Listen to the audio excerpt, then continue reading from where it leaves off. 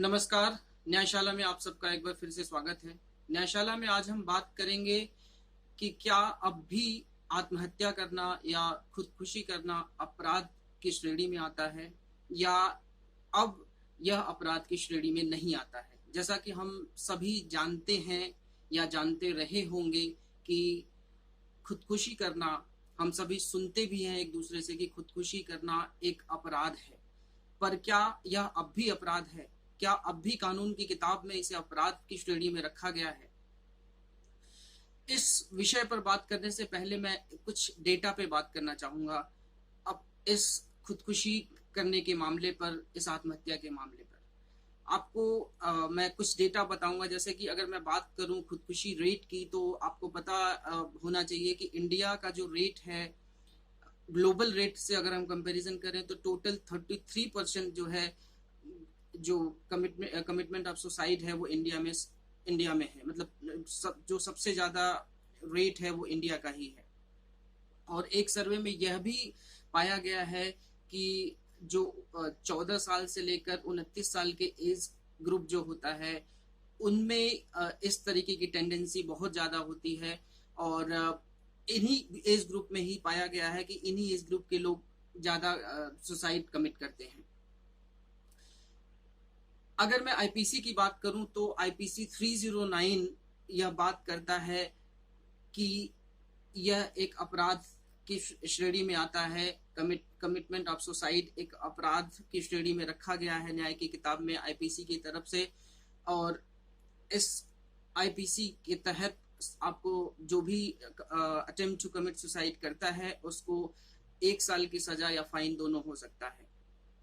परंतु 2017 में हमारे पार्लियामेंट द्वारा एक परिवर्तन किया गया, जिस परिवर्तन का बहुत ही कम लोगों को ज्ञान है। लोग अभी भी, ज्यादातर पुलिस वालों से अगर हम बात करेंगे, पुलिस वालों के पास जाएंगे तो उन्हें शायद अभी भी नहीं पता है कि जो आईपीसी 309 है वो लॉ की किताब में भले ही एग्जिस्टेंस में अभी हो, उसे हटाया नहीं गया है, बट उसको डीक्रिमिनलाइज कर दिया गया है।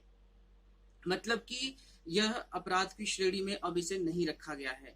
ये इसे डीक्रिमिनलाइज कैसे किया गया है? इसे डीक्रिमिनलाइज किया गया एक एक्ट के द्वारा, एक बिल के द्वारा, जिसका नाम है मेंटल हेल्थ केयर एक्ट 2017, जो कि जुलाई 2018 से देश में लागू है। यह मेंटल हेल्थ केयर एक्ट 2017 का जो सेक्शन 115 है वो ये कहता है कि now with standing anything content in section 309 of the IPC, any person who attempts to commit suicide shall be presumed, unless proved otherwise, to have severe stress and shall not be tried and punished under the said code। मतलब कि अब से, मतलब 2018 जुलाई से कोई भी attempt to suicide criminalize की श्रेणी में नहीं रहेगा। इसे यह माना जाएगा कि जो इंसान, जिस इंसान ने अटेम्प्ट टू कमिट सुसाइड किया है वो बहुत ही सीवियर स्ट्रेस से गुजर रहा होगा, इसी से उसने सुसाइड अटेम्प्ट किया है। और उसको अपराधीकरण की श्रेणी में रखने के बजाय उसे इलाज की जरूरत है। और यह राज्य सरकार और केंद्र सरकार की जिम्मेदारी बनती है कि कोई भी अगर सुसाइड कमिट करता है, अटेम्प्ट करता है, तो उसे जो है उस घटना के बाद उसको इलाज के लिए भेजा जाए, उसका फॉलो अप किया जाए और उसका जो मेंटल स्टेटस है फिर से वो उसी स्थिति में लाया जाए जिस स्थिति में वो सुसाइड अटेम्प्ट करने से पहले थी। अब मैं बात करूंगा आईपीसी की दो धाराओं के बारे में, जो कि है आईपीसी 305 एंड आईपीसी 306। हालांकि आईपीसी 309 डिक्रिमिनलाइज कर दी गई है, लेकिन आईपीसी 305 जो कि बात करता है abetment of suicide of child और इंसेन पर्सन, और आईपीसी 306 बात करता है अबेटमेंट ऑफ सुसाइड, ये अभी भी लागू है। आईपीसी 305 यह कहता है कि कोई भी जो कि किसी इंसान को उकसाता है या उसका सपोर्ट करता है सुसाइड कमिट करने के लिए, अटेम्प्ट करने के लिए, वो उसको जो है आईपीसी 305 के द्वारा उसको लाइफ इम्प्रिजमेंट की सजा है या मौत की सजा भी हो सकती है, अगर जो इंसान अटेम्प्ट टू सुसाइड कर रहा है उसकी एज 18 साल से कम है, या फिर वो इंसेन माइंड का हो, इंटॉक्सिकेटेड हो, उस केस में। और नॉर्मल केसेस में आईपीसी 306 अप्लीकेबल होगा और आईपीसी 306 के अंतर्गत मैक्सिमम 10 साल की सजा होती है।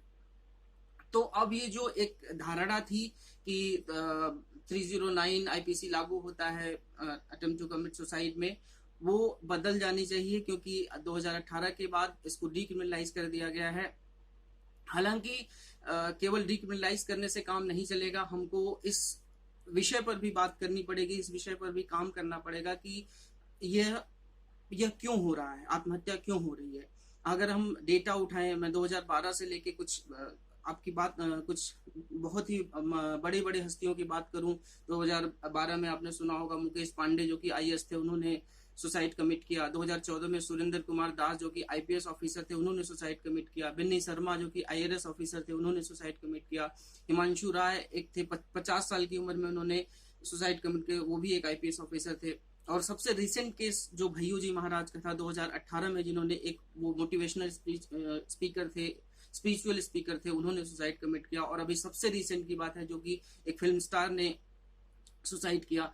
तो इन सब की बात करें हम तो इन सब को देखते हुए हमें ये चाहिए, राज्य सरकार और केंद्र सरकारों को चाहिए कि इनके प्रिवेंशन पे काम करे, और इस तरीके के जो एपिडेमिक की सिचुएशन है, जो कि अभी एपिडेमिक की सिचुएशन है और आने वाले सालों में हो सकता है ये पेंडेमिक की सिचुएशन में परिवर्तित हो जाए, उससे पहले राज्य सरकारों को और केंद्र सरकारों को इस पर काम करना चाहिए, जिससे कि इस तरीके के काम रुके और जो लोगों को जीने का अधिकार ईश्वर ने दिया है, जीने का अधिकार हमारे संविधान ने दिया है, वो उसका भली भांति प्रयोग करें। आज के सेशन में बस इतना ही।